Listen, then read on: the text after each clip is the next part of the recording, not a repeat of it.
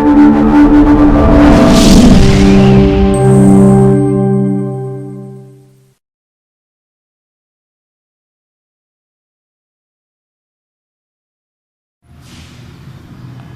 علیکم عزیز طلباء، اللہ کے پیارے رسول صلی اللہ تعالیٰ علیہ وآلہ وسلم پر درود و سلام پڑھنے کے بے شمار فضائل و برکات ہیں۔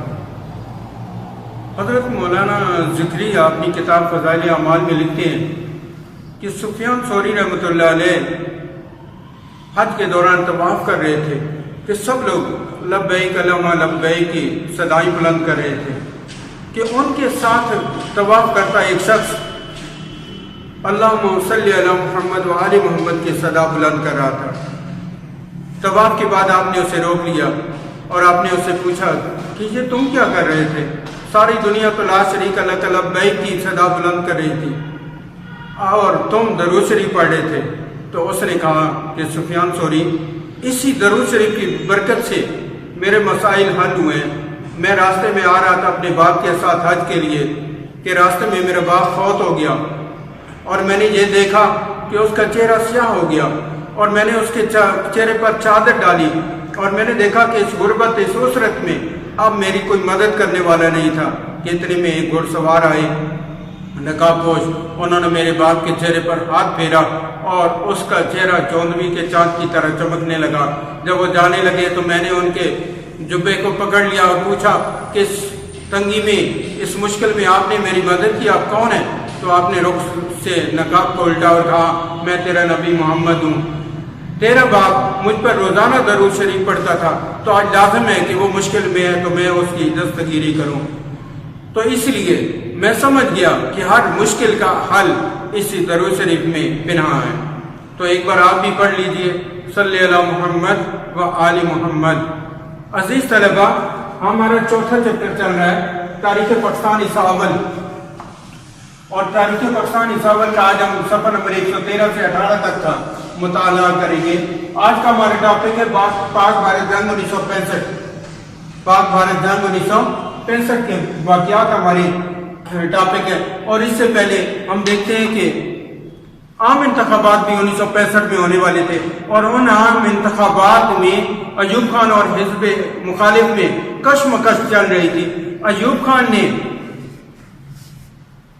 اپنے 80,000 بنیادی جمہوریتوں کے نمائندے کے ذریعے اسے یقین تھا کہ میں منتخب ہو جاؤں گا صدر۔ حزب مخالف نے اپنا امیدوار ایک سٹرانگ ایک مضبوط شخصیت کو چنا اور وہ قائد اعظم کی ہمشیرہ محترمہ فاطمہ جناح تھی، لیکن ایوب خان کے بنیادی جمہوریتوں کے نظام کے سامنے کسی کی ایک نہ چلی، اور یوں ایوب خان دوست دھاندلی اور زبردستی سے انتخابات میں کامیابی حاصل کرنے میں کامیاب ہو گئے اور محترمہ فاطمہ جناح کامیاب نہ ہو سکی۔ تو اسی حوالے سے ہمارا پہلا کوشچن بھی ہے، 1965 کے عام انتخابات میں حزب مخالف کی طرف سے امیدوار کون تھا؟ جواب، 1965 کے عام انتخابات میں صدر ایوب خان نے کروائے۔ حزب مخالف نے ایوب خان کے مقابلے میں محترمہ فاطمہ جناح کو امیدوار چنا۔ محترمہ فاطمہ جناح قائد اعظم محمد علی جناح کی ہمشیرہ تھی اور تحریک پاکستان کی رہنما بھی تھی۔ ایوب خان نے دوست دھاندلی سے یہ انتخاب جیت گئے اور محترمہ فاطمہ جناح اس نظام کے سامنے بے بس ہو گئی اور کامیابی حاصل نہ کر سکی۔ اسی دوران ستمبر 1965 میں بھارت نے پاکستان پر حملہ کر دیا۔ تو دوسرا کوشچن ہمارے، بھارت نے کس وقت پاکستان پر حملہ کیا؟ بھارت نے اپنے توسیع پسندانہ عزائم کی تکمیل کے لیے 6 ستمبر 1965 کی رات کو پاکستان پر حملہ کیا۔ اب 1965 کی جنگ ہوئی تو جنگ کے اسباب کیا تھے؟ 1965 کی جنگ کے اسباب بیان کریں گے، یہ شارٹ کوشچن ہے، آپ کا مشقی شارٹ کوشچن بھی ہے۔ کوشچن نمبر 7، اب اسباب کیا تھے؟ نمبر 1، بھارت کیونکہ کانگریس پوری توجہ بھی تھی، اس نے پوری مزاحمت کی کہ برِ صغیر تقسیم نہ ہو، برِ صغیر متحدہ صورت میں آزاد ہو اور پاکستان کبھی نہ بنے، لیکن پاکستان ان کی مرضی کے خلاف بن گیا۔ اب وہ یہ چاہتے تھے کہ پھر سے متحدہ ہندوستان ہو اور اس متحدہ ہندوستان پر ہندوؤں کی حکمرانی ہو۔ تو پہلا دیکھیں، بھارت نے کبھی دل سے پاکستان کو تسلیم نہیں کیا تھا کیونکہ پاکستان کا قیام ہندوؤں کی مرضی کے خلاف تھا۔ اب دوسری وجہ پاک بھارت جنگ کی بڑی وجہ، بھارت نے کشمیر پر کشمیریوں کی مرضی کے خلاف قبضہ کر رکھا تھا۔ ریڈ کیلف کی غیر منصفانہ تقسیم کے باعث بھارت کو کشمیر تک رسائی ملی اور بھارت نے اپنی فوجیں کشمیر میں داخل کر کے کشمیر پر کشمیریوں کی مرضی کے خلاف قبضہ کر لیا۔ تو یہ ایک بڑی وجہ تھی کہ بھارت یہ چاہتا تھا کہ جو کشمیر پاکستان کے پاس ہے اس کشمیر پر بھی اس کا قبضہ ہو، تو اس وجہ سے بھی اس نے حملہ کیا۔ تیسری وجہ یہ تھی کہ 1962 میں بھارت اور چین کے درمیان جنگ ہوئی، لیکن اس جنگ میں بھارت کو شکست ہوئی اور بھارت کو منہ کی کھانا پڑی۔ اب کسی طرح بھارت اس ذلت اور شرمندگی کو چھپانا چاہتا تھا، تو اس نے یہ سوچا کہ پاکستان کے ساتھ جنگ ہو اور جنگ جیت کر اس شرمندگی کو چھپایا جا سکتا ہے۔ چوتھی وجہ دیکھیں کانگریس کی حکومت کی۔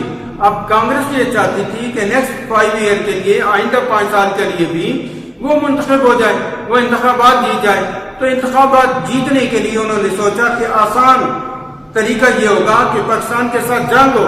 پاکستان کے ایک نوزائیدہ ملک ہے، ابھی بنا ہے، اور اس میں اتنی طاقت، اتنی ہمت نہیں ہوگی، اس کے وسائل بہت کم ہیں، تو اس چھوٹے سے ملک پر قبضہ کرنا آسان ہے، یوں جنگ جیت کر انتخاب جیتنا آسان ہو جائے گا۔ یہ میرے عزیز طلبہ وجوہات تھی 1965 کی جنگ کی۔ اس کے بعد آتا ہے پیج نمبر 115۔ پیج نمبر 115 پہ دیکھیں جنگ کے واقعات، پاک بھارت جنگ کے واقعات۔ یہ آپ کا لانگ کوشچن نمبر 10 ہے، لانگ کوشچن نمبر 10 آپ کا شروع ہو رہا ہے۔ جنگ شروع ہوئی تو صدر پاکستان ایوب خان نے ریڈیو پر تقریر کی اور صدر پاکستان نے قوم کو پکارتے ہوئے کہا، مردانہ وار آگے بڑھو، دشمن پر ٹوٹ پڑو، خدا تمہارا حامی و ناصر ہو۔